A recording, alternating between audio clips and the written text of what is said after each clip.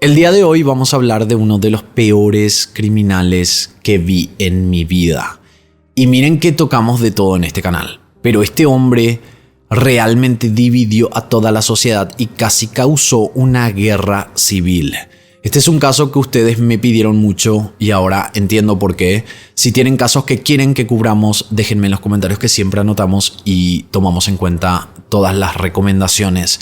Antes de empezar con este caso, te quiero contar que ahora todos los videos están en formato podcast, lo que quiere decir que los podrás escuchar y disfrutar en el auto, en el gimnasio, cuando te encuentres haciendo cualquier actividad diaria. Busca mi nombre Polando en Spotify, Apple Podcast o en tu plataforma de podcast favorita, o más fácil ingresando al enlace que te dejo en la descripción. Tampoco te olvides de suscribirte al canal y apretar la campanita si todavía no lo estás para ver los casos criminales más impresionantes del mundo. Y como siempre menciono, un like tuyo ayuda muchísimo a que más personas vean los videos. Ahora sí, este es el caso de Marc Dutroux, el monstruo de Bélgica.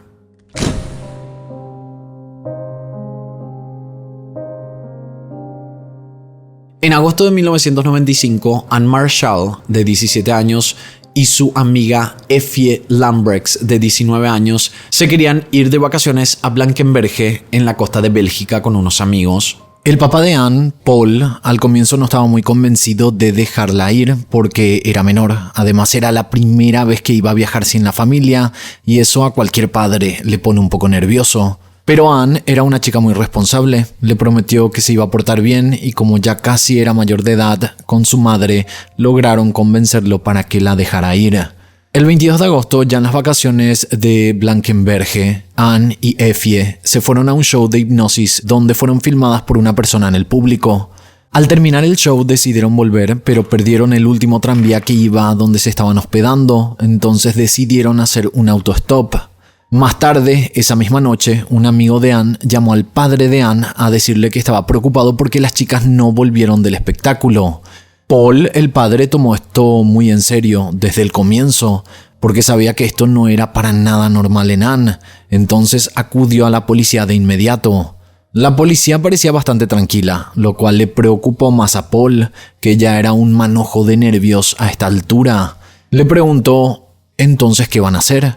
Y el policía le dijo que no se preocupara, que seguramente se fueron a buscar un poco de aventura y que ya iban a volver, que ellos iban a esperar 48 horas y si no volvían, ahí iban a iniciar la búsqueda.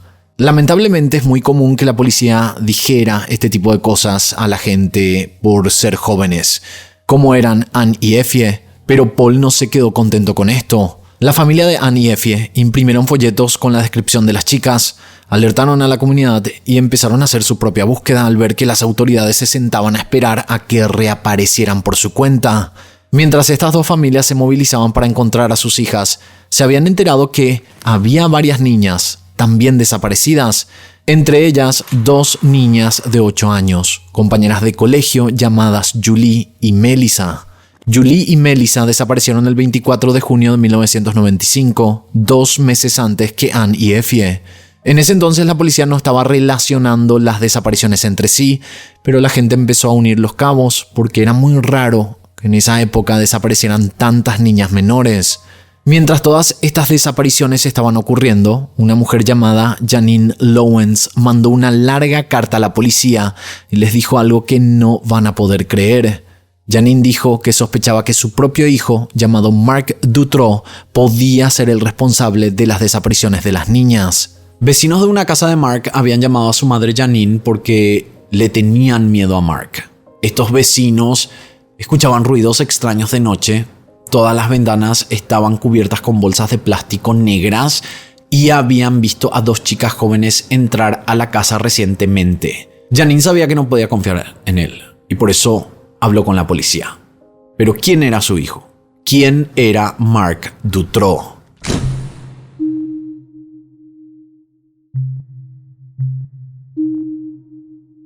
Marc Dutroux nació en 1956 en la capital de Bélgica, en Bruselas. Primogénito de Víctor y Janine, era el más grande de 5 hermanos. Cuando era chico vivió en una colonia belga en el medio de África, pero cuando esta colonia se independizó volvieron a vivir a Bélgica. Según Marc, sus padres abusaron de él. Su madre dice que Víctor estaba loco y que su temperamento era terrible, pero que nunca fue violento.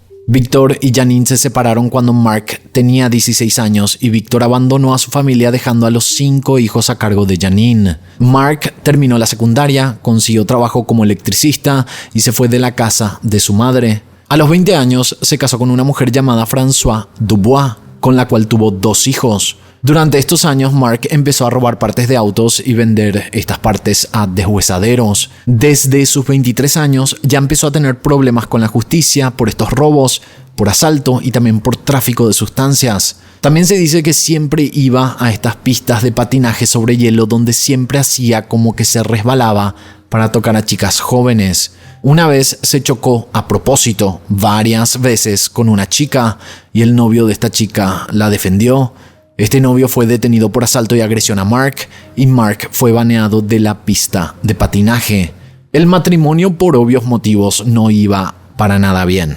Además de todas las acusaciones y problemas en los cuales Mark se metía, Mark también estaba teniendo un amorío con una profesora de primaria llamada Michelle Martin.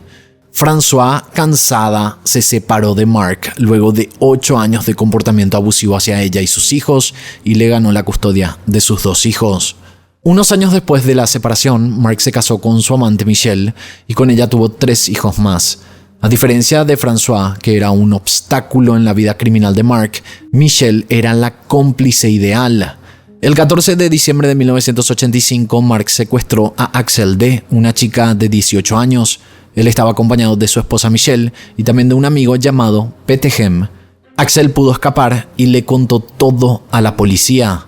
Solo 4 días después, el 18 de diciembre, la pareja secuestró a Elizabeth G., de 15 años. Un tiempo después, cuando la policía interrogó al amigo, Petegem, le dijo a la policía que Axel no era la primera víctima de Mark y Michelle, sino que había otras 2 niñas de Morlanway que la policía nunca pudo localizar. Desde ya les pido disculpas porque seguramente voy a pronunciar mal algunos de estos lugares y nombres de personas y no quiero ser irrespetuoso, voy a tratar de pronunciar lo mejor posible, pero sigamos con este caso. Petegem también le dijo a la policía que Mark sacó fotos y filmó a Elizabeth sin ropa. Los primeros secuestros que pudieron comprobar al investigar lo que dijo Petegem fue el de una niña llamada Sylvie D., de 11 años, ocurrido en junio del 85, y el de María B., de 19 años, el 17 de octubre del mismo año. María identificó a un tercer hombre, aparte de Mark y Michelle, un hombre que tenía más o menos 50 años, pero este hombre nunca fue identificado por la policía. Hasta acá ya van 4 víctimas de secuestro: Axel, Elizabeth, Sylvie y María en 1985. La quinta víctima fue Catherine, de 18 años, que fue secuestrada en enero del 86 y poco después la policía arrestó a Michelle, Mark y Petegem. La policía descubrió muy rápido lo que había pasado porque Petegem hablaba mucho con las víctimas y les daba información real suya, lo cual les ayudó a encontrarlos. Los 3 fueron condenados 3 años después, en abril de 1989. Mark recibió 13 años y medio, Petegem recibió 6 años y medio y Michelle recibió 5 años de cárcel. Mark y Petegem tuvieron más años porque ellos cometieron robos juntos, y Mark aparte robó y torturó sexualmente a una mujer de 58 años, por eso su condena fue mayor. Por más de los 13 años y medio de condena que Mark recibió, el ministro de Justicia de ese momento decidió darle una liberación temprana en 1992, con menos de la mitad de su condena cumplida.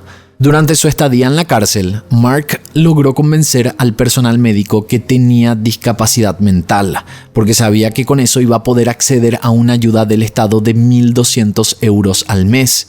También les convenció de que tenía problemas para conciliar el sueño y constantemente les pedía pastillas para dormir. Se ve que durante su estadía en la cárcel, él se dio cuenta de que no podía seguir raptando, abusando y dejando libres a las víctimas porque éstas denunciaban. Entonces usó su tiempo en la cárcel para planificar mucho mejor sus crímenes y para asegurarse de salirse con la suya. Cuando fue liberado, Mark ahorró toda la plata que pudo de la ayuda del Estado para comprar casas. Llegó a tener 7 casas en total y 5 estaban en una localidad llamada Charleroi. Él reacondicionó 3 de las casas para que tengan sótanos con rejas y una de ellas hasta estaba construida a prueba de sonidos. Los problemas de sueño eran otra mentira suya. Realmente hizo eso para poder acceder a drogas que luego usaría para dormir a sus víctimas. En 1993, un informante de la policía les avisó que Mark estaba ofreciendo 5.200 euros a cualquier persona que secuestrara a una niña para él y que estaba construyendo las celdas en las casas donde pensaba tener a las niñas para después mandarlas al extranjero. Literalmente la policía ya estaba al tanto de su plan antes de que empezara y sabían que Mark ya tenía historial de rapto de menores e igual no hicieron nada para evitar esto. La verdad que es increíble. En 1994, un hombre arrestado por abuso de 3 menores dijo que había personas en Charleroi involucradas en una red de personas que abusan a menores, pero la policía tampoco hizo caso. Acá quiero hacer un paréntesis, porque me es difícil creer que una persona desempleada y recibiendo ayuda del Estado hubiera comprado tantas casas. La ayuda que Mark recibía era solo un poco más de lo que era un sueldo mínimo en ese entonces, y hay que considerar que este era el único ingreso de toda la familia porque Michelle no trabajaba después de salir de la cárcel. Como mencioné al comienzo, ella fue profesora de primaria cuando conoció a Mark y lo más probable era que, ni aunque quisiese, la iban a contratar en una escuela porque estaba implicada en secuestro y abuso de niñas. Si bien las casas que él compró estaban muy deterioradas y en zonas donde se vendían baratas, es imposible que haya logrado mantener a una familia de 5 personas y comprar 7 casas por la vía legal. Se cree que él consiguió mucha plata vendiendo a víctimas. Hay periódicos de esa época que dicen que vendía por 45.000 euros a cada una en ese entonces. Además, estaba implicado en tráfico de sustancias, robo de vehículos y muchas más cosas. Lo que no queda claro es cómo el Estado nunca controló que una persona con ayuda por discapacidad mental tuviera 7 propiedades en total.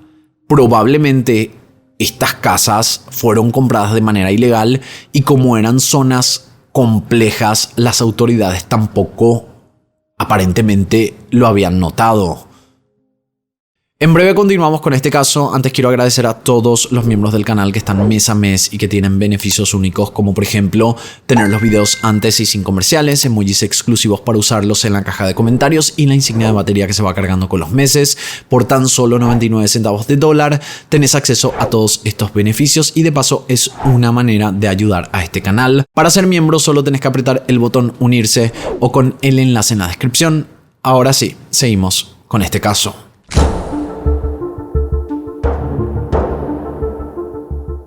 Desde que Mark había sido liberado en 1992 y hasta 1995 se dedicó a renovar sus 7 viviendas. En una de las casas vivía su esposa Michelle, quien también había sido liberada con sus 3 hijos. Y después estaba la casa principal en Charleroi, totalmente renovada con un calabozo que él construyó especialmente para sus futuros secuestros. Ya listos y con un plan mejorado, Mark y Michelle secuestraron a Julie y Melissa. Julie y Melissa eran compañeritas de escuela, ambas tenían 8 años de edad. Esto fue en junio y las llevaron al calabozo en la casa principal. Ellas fueron secuestradas a 1 hora aproximadamente de distancia de la casa principal. En este calabozo, Mark abusó de ambas y las usó para crear contenido adulto. 2 meses después, Mark y Michelle secuestraron a Anne de 17 años y a Effie de 19. Como las niñas más chiquitas estaban aún en el calabozo, él mantuvo a las grandes con cadenas en una habitación y les hizo lo mismo que a las otras niñas. En esos momentos, las víctimas intentaron escapar. Effie, una de las primeras víctimas, intentó escapar una vez sin éxito. Entonces Mark le sacó la ropa para que le sea más difícil escapar. Effie volvió a intentar. La segunda vez salió corriendo sin ropa a la calle y Mark logró recapturarla sin que ningún vecino la viera. Un hombre francés llamado Bernard Weinstein se unió al grupo de Michelle y Mark como cómplice.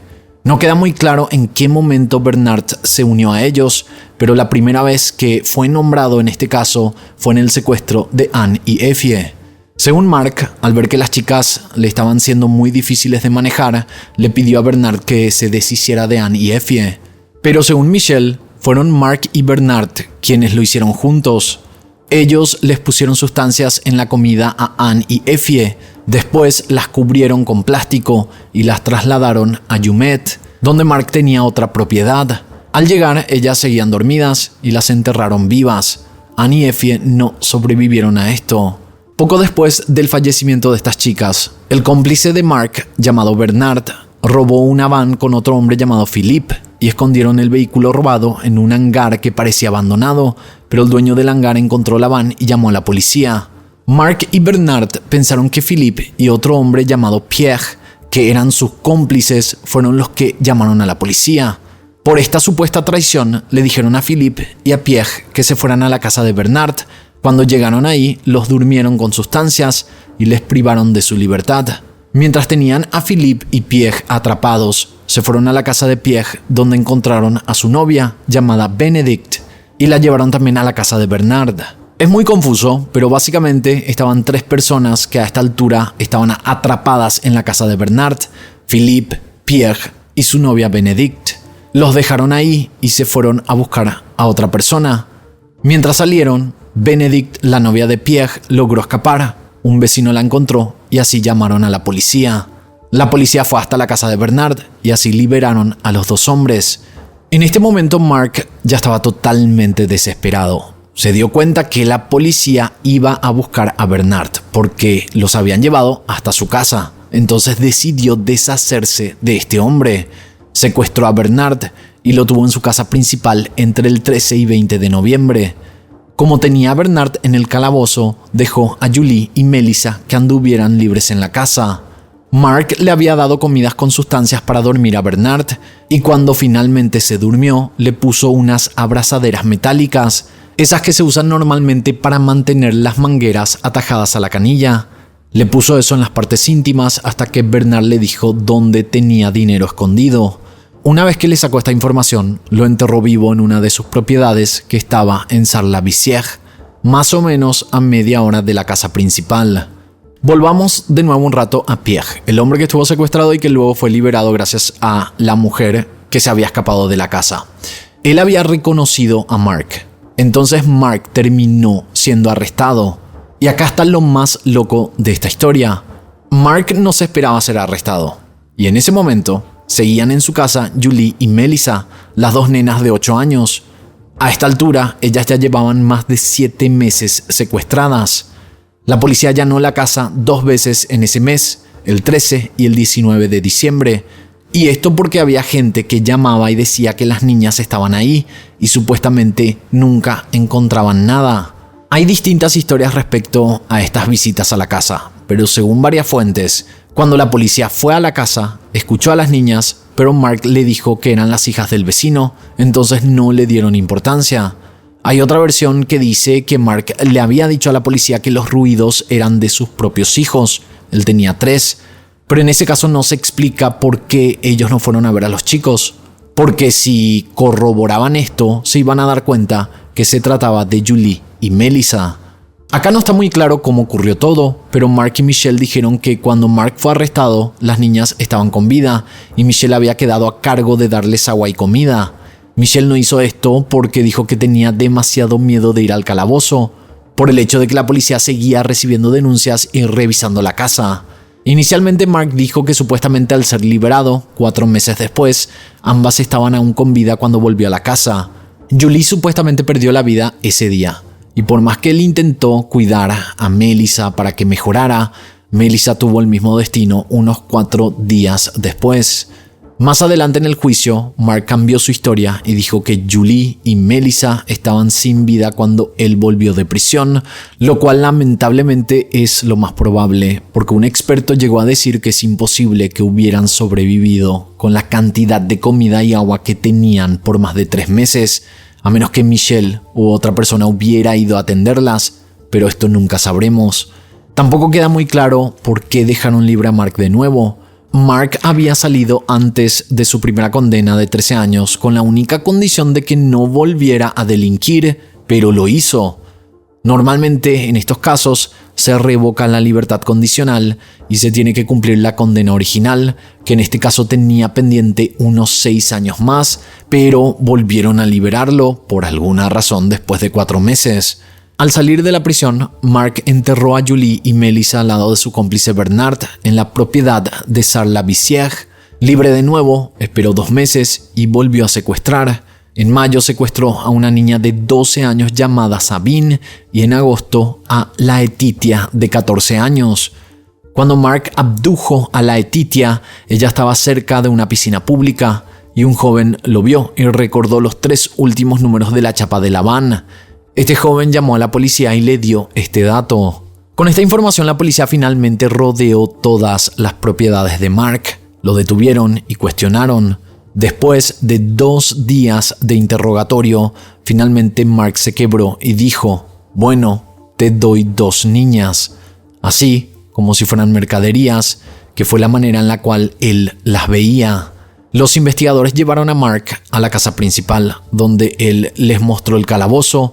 Por suerte, encontraron con vida a Laetitia y Sabine. Ambas niñas se encontraban sin ropa y temblando del miedo. Laetitia estuvo secuestrada 6 días y Sabine unos 80 días. Un poco después, Mark les guió a la propiedad y les mostró dónde enterró a Julie y Melissa. La policía también encontró el cuerpo de Bernard y Mark simplemente dijo que Bernard lo había traicionado. Con la liberación de Sabine y Laetitia, se pudo saber el horror que se vivió en esa casa. Además de todo lo que ya sabíamos que pasaba, ellas explicaron el verdadero motivo que les mantenía en silencio. Cuando Mark la secuestró, él al comienzo les dijo que sus familias ya habían recibido las cartas de rescate y que seguramente las iban a pagar en cualquier momento e iban a poder volver a sus casas. Lo que ellas no sabían era que ningún familiar había recibido nada. Los días pasaban y ellas esperaban, siempre preguntándole a Mark si sabía algo y recibiendo la misma respuesta, que él no sabía supuestamente nada. Hasta que un día Mark se acercó diciéndoles que sus familiares no estaban interesados en recuperarlas, que no iban a hacer los pagos y que su jefe, el jefe imaginario de Mark, ya había dado la orden de deshacerse de ellas. Según el relato de ellas, estaban aterrorizadas y obviamente rogaron por sus vidas. También dijeron que Mark les había dicho que él tenía pena, que no podía sacarles la vida, pero que no podían volver con sus familias porque su jefe se iba a enterar y que todos iban a terminar muertos. Estamos hablando de él y ellas. Entonces la condición para que vivieran era que ellas tenían que ser súper silenciosas para que nadie las descubriera y hacerles favores a él. Ya saben de qué tipo. En ese tiempo, él les ofrecía la oportunidad de escribir cartas a sus familiares para convencerlos de que pagaran el rescate con la esperanza de que lo hicieran y él pudiera devolverlas. Estas cartas nunca llegaron a las familias. Era toda una estrategia perversa para mantenerlas sumisas y sacarles información para manipularlas. En el caso de Effie, Mark declaró que ella voluntariamente intimaba con él. Obviamente nosotros sabemos que no es así, por toda la situación y aparte de que se comprobó que tenía todas sus víctimas bajo sustancias. Pero además de eso, se pudo comprobar que la tortura psicológica llegaba a tal punto que algunas víctimas lo terminaron considerando como un héroe. Bajo sus ojos era la única persona que se preocupaba por ellas, siendo que ni sus propias familias las querían. Escuchamos el contenido de las cartas que escribieron Sabine y Laetitia y la verdad te rompe el corazón. Ambas niñas le prometían a sus familiares que iban a portarse bien, prometían estudiar duro y obedecer siempre si es que pagaban el rescate. Cuando la policía había llegado, Sabine y Laetitia no creían lo que estaba pasando. Ellas le preguntaron a los agentes de la policía si esto era verdad y si realmente iban a ver a sus madres de nuevo.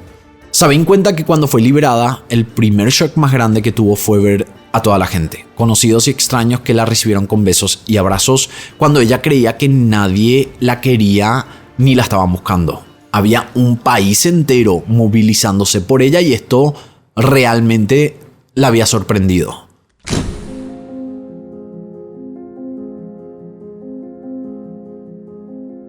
Todas las instancias de informantes avisando a la policía, de ruidos en la casa, las advertencias de la madre de Mark y muchas otras pruebas de la inoperancia de la policía belga generaron muchísimas dudas en la población. Lo que más dolió de este caso es que cuando Julie y Melissa estaban aún con vida en el calabozo, la policía asistió 2 veces a allanar la casa. El abogado de las niñas dijo que hicieron súper mal el allanamiento porque si veían los planos originales del piso de la casa, iban a ver que el sótano originalmente era cuadrado y que en ese momento tenía forma de L porque se agregó el calabozo justamente. Además, en estos allanamientos la policía encontró cintas de videos y simplemente no las reprodujeron. La excusa que dieron era que no tenían la máquina para reproducirlas. En estos videos se veía a Mark construyendo el calabozo donde estaban las niñas. No sabemos el contenido de todas las cintas porque algunas de estas cintas fueron perdidas por la policía, pero se sabe que Mark generó más de 300 cintas de contenido con sus víctimas, ya saben de qué tipo. Este caso se dejó de ver como una serie de eventos desafortunados y las personas empezaron a cuestionarse por qué el sistema judicial dejó libre en 2 ocasiones a Mark y hasta se cuestionó si el gobierno participó en esta red de crímenes. El mismísimo Mark tiró leña al fuego diciendo que él no había actuado solo, sino que era un simple peón de una red de tráfico que tenía gente metida hasta en los más altos cargos de la política. Uno de los cómplices demostrados de Mark era Jean-Michel Nihoul, un hombre de negocios dueño de un pub. Él formaba parte de fiestas de adultos que se hacían en Bruselas en los años 80. Jean-Michel tenía muchos contactos con la política y estaba estrechamente relacionado con Mark hacía décadas. En una de las primeras audiencias públicas que se hicieron, el juez pidió que se presentaran las víctimas de Mark y se presentaron 11 en total. Una de ellas era Regina Louf. Ella contó que cuando era una niña, sus padres la alquilaban para que fuera llevada a estas fiestas de adultos de Jean-Michel, donde pasaba de todo. Estas fiestas eran filmadas y esas filmaciones se usaban para chantajear a personas de poder. Regina dio nombres de hombres de negocios, policías, políticos y personas del sistema judicial. En estas fiestas estaba Marc Dutroux, quien se ocupaba de darles sustancias y les hacía cosas a las chicas antes de entrar. Muchas personas llegaron a retratar a Regina como una loca, que solo buscaba atención, pero un juez terminó creyéndole, entonces designó a un policía que cuestionara a Regina específicamente sobre 2 casos de homicidios sin resolver. Regina tenía información muy detallada sobre la muerte de 2 chicas, información que nunca había salido en la prensa, y la única manera de que ella supiera estos detalles era si hubiera estado realmente ahí. Coincidentemente, cuando empezaron a resolver estos casos, apartaron al juez del caso y también reemplazaron a los policías que interrogaron a Regina. Varios interrogadores hablaron en documentales de que cuando más se acercaban a la verdad, siempre venía una orden de arriba que les asignaba otro caso y les ordenaba dejar de investigar. Muchas personas estaban listas para declarar en el juicio y se cree que más de 20 de ellas murieron en circunstancias sospechosas. Entre ellos estaban testigos, policías, investigadores y hasta periodistas que se adentraron mucho en el caso. Además de esto, 2 parlamentarios acusaron a la policía de destruir documentos referentes al caso de Marc Dutroux. Todo el sistema estaba siendo cuestionado, lo cual llevó a que más de 300.000 personas hicieran una marcha de silencio en Bruselas el 20 de octubre de 1996, además de sentatas y manifestaciones que se hicieron en todo el país. Los bomberos también fueron parte, rociaron con sus mangueras los edificios de la justicia belga como símbolo de que querían limpiar la corrupción. Después de 8 largos años de investigación, la justicia, ante la presión de la sociedad, llevó finalmente a 4 personas a juicio en el año 2004. Un año antes del juicio, Mark y Michelle oficializaron su divorcio, pero no hay información respecto al motivo de la separación. El principal fue Marc Dutroux. Mark fue analizado por muchos especialistas, entre psicólogos, psiquiatras y médicos. Todos concordaron que era una persona tremendamente manipuladora y fue diagnosticado como un psicópata perverso. Durante gran parte del juicio, Mark actuaba como si todo era un show, dando largos discursos tratando de poner toda la culpa en otros. La persona a la que más le culpó fue a Bernard, su cómplice, pero no fue tomado en serio porque Bernard estaba muerto y se notaba que era una estrategia para poner la culpa en alguien que no iba a poder defenderse. Bernard realmente era todo un misterio en sí mismo. Su hermana declaró en el juicio y dijo que apenas lo conocía. Nadie en su familia sabía nada de él hacía años. Pensaban que vivía en Francia. Todos los que lo conocieron dijeron que parecía un hombre amable, pero él tenía un historial delictivo mucho antes de conocer a Mark. Se cree que se conocieron justamente en redes criminales.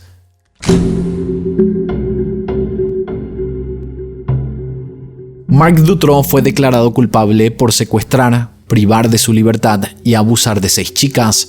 También fue declarado culpable del asesinato de Anne, Effie y de su cómplice Bernard. En esos años de investigación encontraron los cuerpos de Anne y Effie. Por todos estos crímenes se le dio cadena perpetua. Marc sigue preso y tiene actualmente 67 años de edad. El año de su arresto, 1996, se abolió la pena capital en Bélgica. Mucha gente pidió esto, pero como ya no existía, le dieron la pena máxima, que era perpetua. En cuanto a Michelle, su ex esposa, fue declarada culpable de privar su libertad y consecuentemente de la muerte de 2 víctimas. Ella recibió 30 años de prisión, pero fue liberada a los 16 años de su condena en el año 2012 con la condición de asistir a ayuda psicológica, mantenerse lejos de las familias de las víctimas y tenía prohibido declarar a los medios por 10 años. Michelle se había mudado a un convento para empezar una nueva vida y en el año 2022 cumplió con su libertad condicional y ahora está totalmente libre sin condiciones. El papá de Anne, una de las víctimas que falleció, dijo que le fue muy difícil aceptar la noticia de la liberación temprana de Michelle, especialmente porque el 23 de agosto es la fecha que su hija había desaparecido. Y fue en esa misma fecha que les llegó la carta del gobierno avisando que iban a liberar a Michelle. Intentaron apelar, pero no sirvió de nada. Otro cómplice de Marc era un hombre llamado Michel Leliev. Michel Leliev fue condenado a 25 años de prisión por su participación en el secuestro, privación de la libertad y tortura de Anne, Effie, Sabine y Laetitia. Michel cumplió 23 años de su condena y le ofrecieron libertad condicional. En diciembre del año 2019 terminó siendo liberado. Una vez libre, ciudadanos lo atacaron físicamente al punto de terminar en el hospital. Después de este ataque y muchas amenazas online, se mudó a Bruselas y no hay noticias nuevas de su paradero. Se escondió del ojo público. El cuarto implicado fue Jean-Michel Nihoul. Jean-Michel fue declarado culpable por traficar sustancias y personas a Bélgica, pero no se encontraron suficientes evidencias para comprobar si formó parte de los secuestros del grupo de Marc.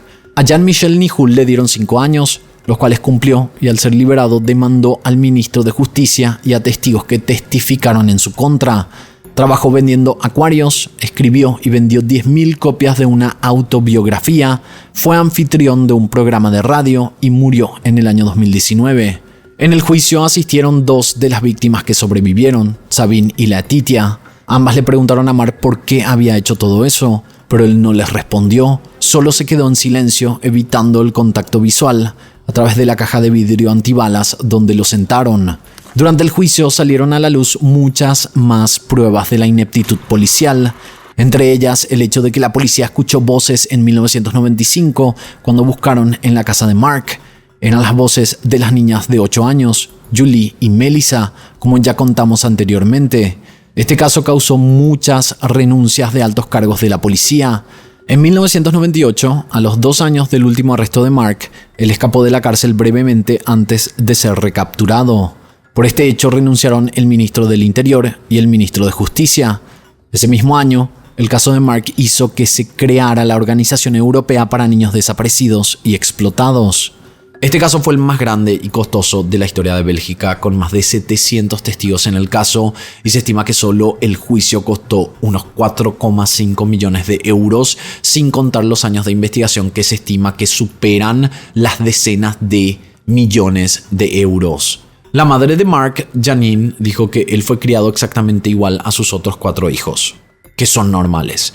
Pero ella cree que Marc nació con un alma retorcida. Ella públicamente se refiere a Marc como ese hombre o ese individuo y dice que no lo considera su hijo, así que lo desheredó. Desde la primera vez que Marc estuvo preso, Janine le rogó a las autoridades que no lo dejaran libre.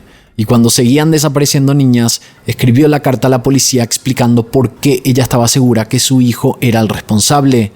Janine es una mujer demasiado fuerte y con buenos valores porque era muy arriesgado demandar a Marc. Por suerte, él nunca le hizo nada a ella. La sociedad belga, por suerte, no condenó a Janine porque básicamente no puede controlar lo que su hijo adulto hubiera hecho y cumplió con su deber de denunciar cuando debía. Los medios llegaron a retratar una imagen de un monstruo con 6 víctimas, pero para mí la situación es totalmente distinta. Este era un grupo de criminales que sumaron más de 30 víctimas en total y todas merecen ser nombradas. Las primeras víctimas fueron su primera esposa, François, y sus 2 hijos. François se separó de Mark por abuso a los 3 años. Axel, Elizabeth, Sylvie, María y Catherine fueron las 5 víctimas que fueron secuestradas y abusadas antes de su primera vez en la cárcel, además de la mujer de 58 años que fue asaltada de manera violenta y torturada por Mark. Después de su primera condena vienen sus cómplices que fueron secuestrados: Philippe, Pierre, la novia de Pierre, Benedict, y Bernard, que además de secuestrado fue torturado, asaltado y enterrado vivo. Luego vienen de nuevo las niñas víctimas, Anne y Effie, secuestradas, abusadas y enterradas vivas. Julie y Melissa, secuestradas, abusadas y perdieron la vida por inanición porque no les atendió nadie cuando Mark entró preso por segunda vez. Y las últimas víctimas, Laetitia y Sabine, que por suerte sí pudieron ser rescatadas, pero luego de meses de martirio. Imagínense que estas son solo las víctimas públicas de los crímenes más graves. Hay 11 más que decidieron mantenerse anónimas, y aparte están las víctimas de asalto, que han de ser muchas más porque él robó autos por años. Regina Louf, la víctima que habló de la red que incluía políticos, nunca fue llamada a declarar ni le permitieron brindar evidencias en el juicio. Ella se mudó a Francia, dejando Bélgica por motivos de seguridad. Regina nunca se retractó ni se contradijo en sus declaraciones. Antes de irse dijo que el sistema judicial no quería escuchar su historia porque preferían proteger a las personas de poder que formaban parte de estas redes. En el 2013, Marc Dutroux solicitó la libertad condicional. La población estaba muy nerviosa respecto a su posible libertad, pero luego de ser evaluado por 3 psiquiatras, todos concordaron que no mostraba remordimiento. Sostuvieron que él menciona que dice que no tiene la culpa de nada y que mantiene comportamientos psicopáticos y sádicos, por lo cual es demasiado peligroso que pudiera reintegrarse a la sociedad. Después de este intento fallido, lo más probable es que Mark nunca volviera a salir de la cárcel, pero solo el tiempo lo dirá. Ahora que les conté toda la historia, seguramente entenderán por qué este caso causó una revolución civil. Realmente es obvio que la gente iba a estar insatisfecha con el actuar de todo el sistema judicial. Yo no puedo creer que aunque psiquiatras y fiscales le dijeron al ministro de Justicia que Mark era peligroso, él hubiera decidido liberarlo antes de cumplir su condena, que de por sí ya era muy baja. La madre de Mark lo denunció. Psiquiatras decían que era peligroso. Desde un inicio fue el primer sospechoso y aún así estaba libre. Hoy en día la casa de ladrillos rojos donde Mark y sus cómplices actuaron ya no está. Fue demolida y reemplazada por un memorial donde se honra a las víctimas. A pedido de los padres, debajo del memorial sigue intacto el calabozo donde las niñas estuvieron cautivas. Esta decisión fue tomada por si más adelante la tecnología avanzara más y se pudiera sacar más información de la escena del crimen. Una excelente decisión, si me preguntan a mí. Hay quienes creen que los testimonios de Mark sobre la red de tráfico eran una mentira para dispersar la atención a sus crímenes, pero hay otras personas que creen que es verdad y que el gobierno belga no permitió que se supiera la historia completa. Me encantaría saber qué opinan ustedes. Hasta aquí el caso del día de hoy y de esta manera nosotros nos encontraremos en la próxima historia.